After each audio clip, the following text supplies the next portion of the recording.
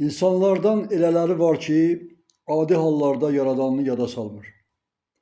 Amma azaba, əziyyətə düşən kimi Yaradanını bütün qəlbi ilə, gözləri ilə axtarırlar. Bəzən isə ümidsizliklər içində çaşbaş qalırlar. Bu cür insanların əksəriyyəti hələ cavan yaxud orta yaş dövrlərində olmuş olurlar. Yaşlı insanlar isə həyatın hər üzrü görmüş olduqlarından Yaradanlarından ümidlərini kəsmirlər. Qardaş, bu hallar çox sadə bir deyimlədir.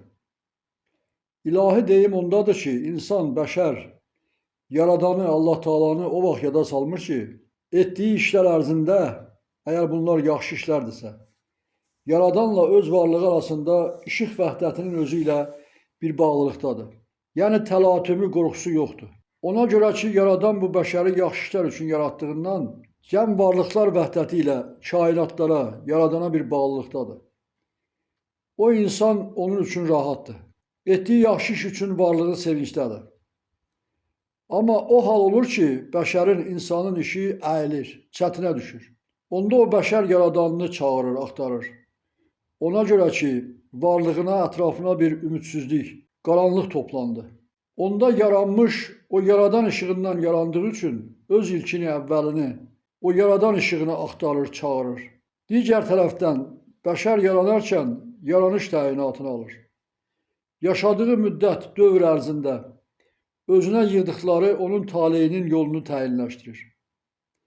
Əgər Yaradan o bəşəri yaratmadan əvvəl ona tale qədəri yazmış olsaydı və sonra isə o bəşəri yaratmış olsaydı, onda ümumi bəşər iki sinifə bölünərdi. Yaxşılar, yaxşı taleylər və pislər, pis taleylər. Bu, yaranışlar arasında fərq yaratmazdımı? Yaranışlar arasında öcək doğmalıq olmazdımı?